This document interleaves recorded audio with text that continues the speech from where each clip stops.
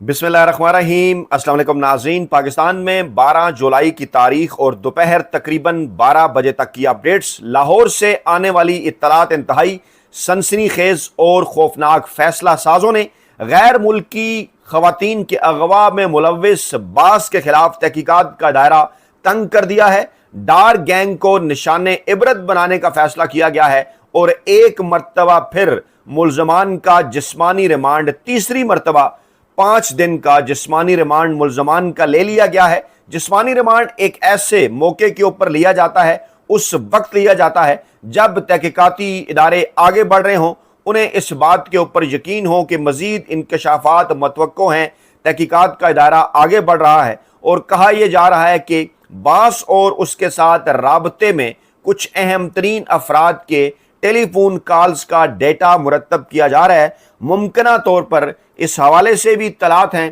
कि 20 जून से लेकर और 10 जुलाई तक, ये जो 20 दिन हैं, 20 जून से लेकर 10 जुलाई तक, इस दौरान वज़ीर आला पंजाब मरियम नवाज शरीफ साहिबा, इसके साथ साथ इसाक डार जो इस वक्त मुल्क के नायब वज़ीर आज़म हैं, नवाज शरीफ साहब के तर्जुमान हैं, नुमाइंदे हैं इस मुंतखब हुकूमत के अंदर, इसके साथ साथ नवाज शरीफ साहब की जो दूसरी साहबजादी हैं अस्मा नवाज शरीफ जो कि अली डार साहब की अहलिया हैं वो, और इसके साथ साथ रज़ा डार जो कि अली डार साहब के भांजे हैं और जो कि मरकज़ी किरदार हैं गैर मुल्की ख़वातीन के अगवा के केस में। इन तमाम की टेलीफोन कॉल्स का डेटा मुरतब किया जा रहा है और आइंदा आने वाले चंद दिनों में कुछ ऐसी ऑडियो लीक्स सामने आ सकती हैं जो कि इस तमाम तर सूरत हाल को मुकम्मल तौर पर बदल कर रख देंगी। कुछ लोग तो ये दावा भी कर रहे हैं कि छुट्टी के दिन इस किस्म की खबरों का सामने आना इस बात की जानिब इशारा करता है कि मरियम नवाज साहबा का जो एक पेज था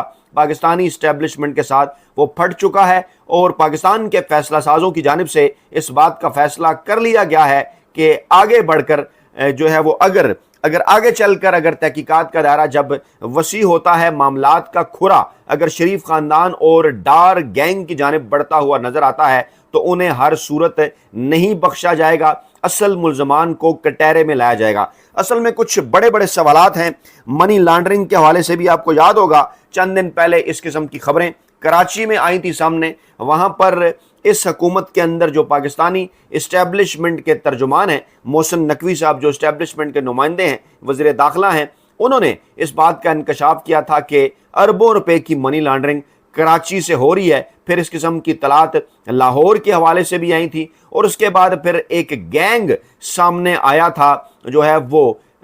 मंशियात स्मगल करने वाला खातून, आपको याद होगा एक गिरफ्तार हुई थी पिंकी जिसका नाम था, और मैडम पिंकी की गिरफ्तारी के बाद नित नए इंकशाफात की तवक्को थी। फिर इस किस्म की खबरें भी सामने आईं कि कुछ मखसूस ममालिक का दौरा पिंकी और उनके करीबी लोगों की जानिब से किया गया और इसी दौरान पाकिस्तान की कुछ अहम तरीन शख्सियात भी उस मखसूस मुल्क आज़रबाईजान का दौरा करते हुए पाई गई। इन तमाम तर वाक़यात की जब कड़ियाँ मिलाई गई तो पता ये चला कि पिंकी साहिबा का जो गैंग है वो मनी लॉन्ड्रिंग के अंदर भी मुलव्वस है और उसमें आगे चलकर कुछ अहम तरीन लोगों के नाम सामने आ सकते हैं। अब जब ये क्रिप्टो करेंसी का मामला है तो कुछ बड़े बड़े सवालात उठे। इस वक्त भी आज के दिन जो सबसे बड़ा सवाल उठाया जा रहा है मीडिया के हलकों की जानिब से और सियासी तजिया नगारों की जानिब से वो ये है कि आखिरकार शहबाज शरीफ साहब, आखिरकार नवाज शरीफ साहब, आखिरकार मरियम नवाज शरीफ साहबा और आखिरकार बिलखसूस इसाक डार साहब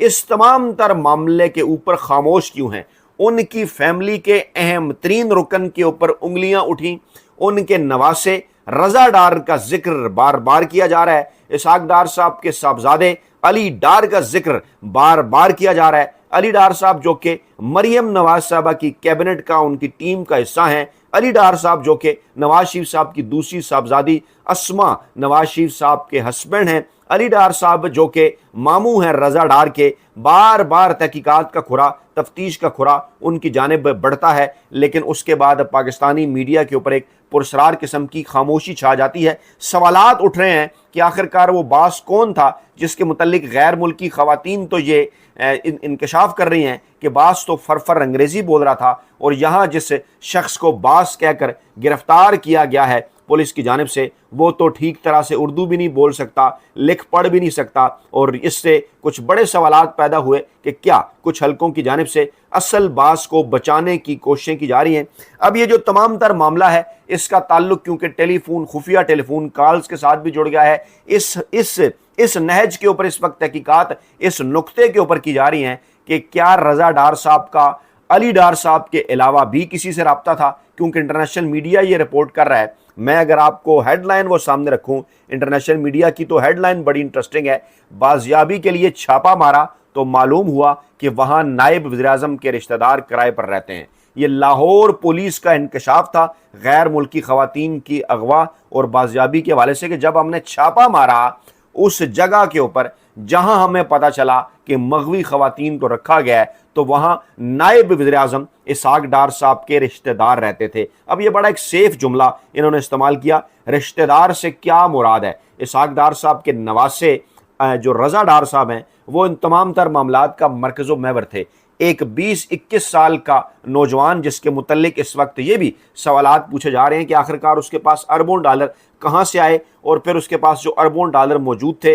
वो अपने फैमिली के बड़ों को क्या वो एतमाद में लिए बगैर इस तरह से बैरून मुल्क क्रिप्टो करेंसी के कारोबार के अंदर इन्वेस्ट कर सकता था। फिर कुछ बड़े सवालात ये उठे कि वो खवातीन जो आपके बकौल जिन्होंने आपके साथ फ्रॉड किया और जिन्होंने आपके कई अरबों डॉलर जो है वो हड़प कर लिए, क्या वो इतनी ही सादा थी, इतनी ही मासूम थी, इतनी ही बेवकूफ़ थी कि आपके कहने के ऊपर वो बैरून मुल्क से पाकिस्तान तशरीफ़ ले आई, आपके साथ वो डिफेंस में उन्होंने नाइट स्टे भी कर लिया, उसके बाद फिर वो जनाब मरी के अंदर और दीगर इस्लामाबाद के अंदर और दीगर शहरों के अंदर घूमती फिरती भी रहीं, सैर सपाटे भी करती रहीं, उसके बाद फिर वो वापस लाहौर पहुंची, फिर वो अगवा वाला मामला हो गया, फिर ये भी तासर हुआ कि शायद साथ जो है वो रजा डार साहब का अगवा भी हो गया। फिर ये खबरें भी, इस किस्म के दावे भी सामने आते रहे कि पैगामात पहुँचाए गए रजा डार साहब को कि तुम पुलिस की नज़रों में आ चुके हो, फौरी तौर पर यह जगह छोड़ दो। उसके बाद दोनों खवातीन को लेकर जब वो रवाना हुए, एक्सीडेंट हुआ, पासपोर्ट उन्होंने घुटने पर रखे हुए थे, दोनों खवातीन ने पासपोर्ट उठाए, वहाँ से निकली, फ़रार हुई, करीबी एक दुकान के अंदर पनाह ली। पहले एक किस्म की पुलिस आई, फिर दूसरी किस्म की पुलिस आई। वो भी एक कन्फ्यूजन पैदा हुई कि क्या लाहौर पुलिस ने जो मरियम नवाज साहबा को पहले क्रेडिट दिया था वो क्या झूठा क्रेडिट था, उनका जिक्र करने की आखिरकार क्या ज़रूरत थी, और उसके बाद मामले ने एक नया रुख इख्तियार कर लिया। और अब जब ये लेटेस्ट खबर आती है सामने, मैं आपके सामने पहले लेटेस्ट डेवलपमेंट रख देता हूँ कि गैर मुल्की खवातीन से मुबैना ज़्यादती और अगवा मुलजमान का मजीद 5 रोज़ा जिस्मानी रिमांड मंजूर करते हुए अदालत ने उन्हें पुलिस के हवाले कर दिया। लाहौर कैंट कचहरी में जुडिशल मजिस्ट्रेट अजहर महमूद, ये छुट्टी के दिन की खबर है कि दरख्वास्त पर समाअत हुई, 5 रोज़ा जिस्मानी रिमांड मुकम्मल हुआ, मुलजमान को पेश किया गया। और तफ्तीशी अफसर ने बताया कि जनाब इस वक्त जो ज़्यादती और अगवा के मुलजमान का जो मेडिकल है वो हमने मुकम्मल कर लिया है, रिकवरी कर रहे हैं। मज़ीद जनाब इसमें कुछ तहकीकात हैं जो हमने आगे चल के करनी है, इसलिए हमें मज़ीद इस हवाले से जो है वो जिस्मानी रिमांड दिया जाए। अदालत ने यह मंजूर कर लिया। अब ये पहले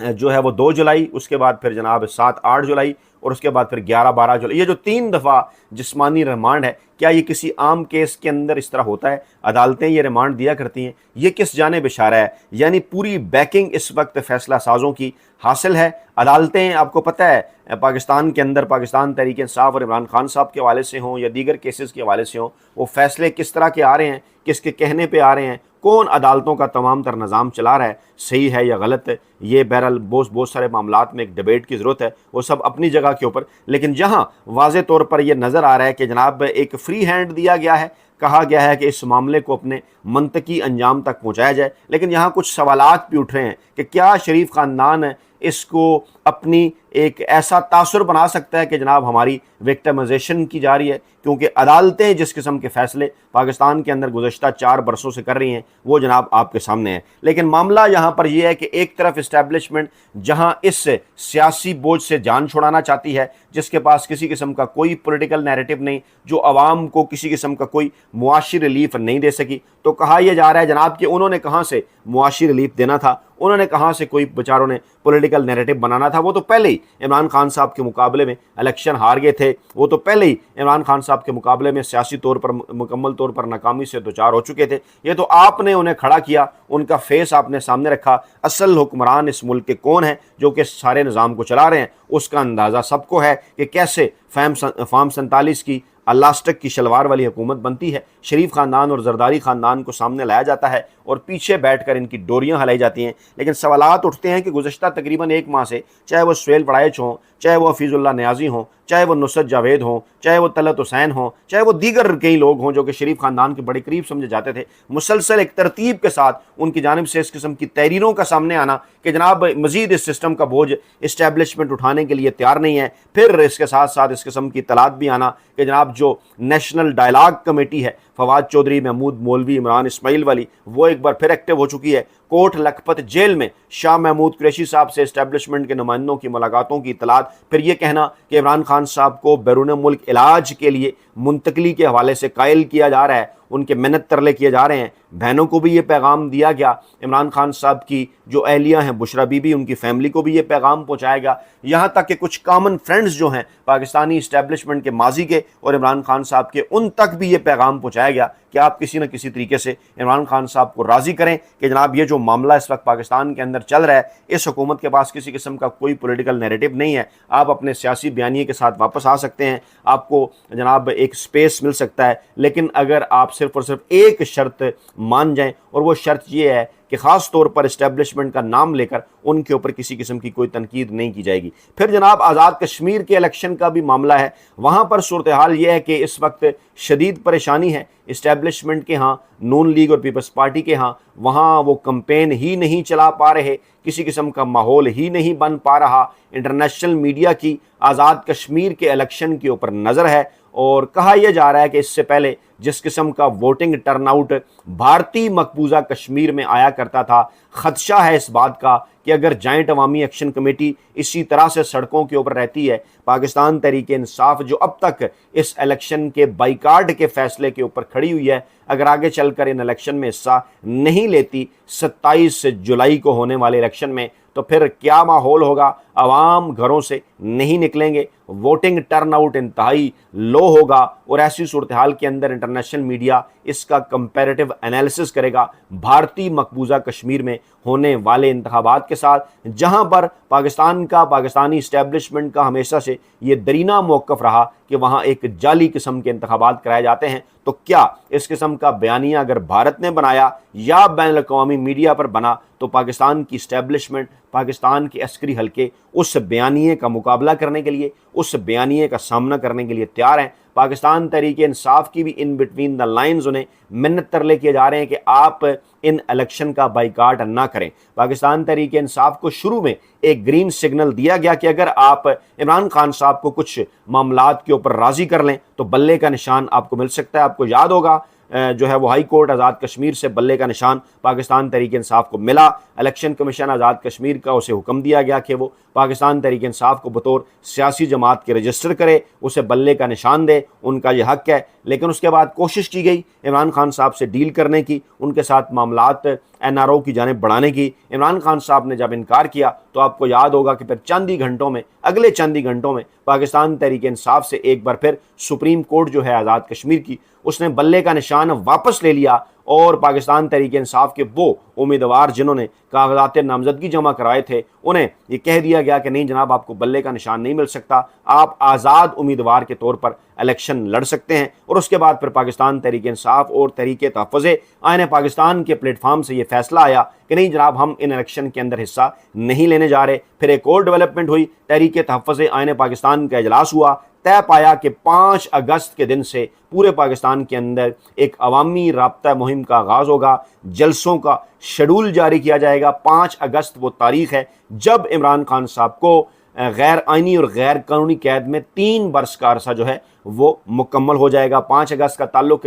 کشمیر کے معاملات کے ساتھ بھی ہے، یہی وہ دن ہے جب بھارت کے اندر کشمیر کی آئینی حیثیت کو تبدیل کیا گیا تھا، اس پر پاکستان کا ایک احتجاج بھی سامنے آیا تھا۔ اس وقت آزاد کشمیر اور مقبوضہ کشمیر کی پاکستان اور بھارت کے آئین کے حوالے سے جس قسم کی صورتحال ہے وہ خاصی کنفیوژن پیدا کر رہی ہے، اور جوائنٹ عوامی ایکشن کمیٹی جو مہاجر نشستیں ختم کرنا چاہتی ہے، یہ معاملہ بھی یہیں پر رکنے والا نہیں ہے، بلکہ کہا یہ جا رہا ہے کہ آزاد کشمیر کے اندر ہونے والے ایسے کوئی الیکشن، ایسے کسی بھی قسم کے الیکشن جس میں عوامی دلچسپی نہ ہوئی، آگے چل کر ایک نئے بڑے مسئلے اور پھڈے کی بنیاد بن سکتے ہیں۔ یعنی پوائنٹ آف نو ریٹرن کے اوپر پاکستان کے فیصلہ ساز پہنچ چکے ہیں۔ عمران خان صاحب نے ڈٹ کر، عمران خان صاحب نے ڈیل نہ کر کے، اپنے مضبوط اعصاب کی وجہ سے اس تمام تر روایتی سیاسی مافیا کو اور ان کے ہینڈلرز اور سہولتکاروں کو ایک ایسے مقام پر لا کر کھڑا کر دیا ہے، ایسی جگہ پر پھنسا دیا ہے کہ جس سے نکلنے کا ان کے پاس کوئی راستہ نہیں ہے۔ اور اب چاہے کسی بھی قسم کی بہانے بازی کے ذریعے، کسی بھی قسم کے اسکینڈل کے ذریعے، کسی بھی قسم کے ایشو کے ذریعے، چاہے وہ غیر ملکی خواتین کا ہو یا دیگر ہو، پیغامات پہنچ رہے ہیں نون لیگی سرکل تک کہ نہیں جناب، آپ کا مزید بوجھ اب اٹھایا نہیں جا سکتا۔ اپنا بہت خیال رکھیے گا، دعاؤں میں یاد رکھیے گا۔ نئی ویڈیو کے ساتھ جلد حاضر ہوں گے۔ اللہ نے کے بعد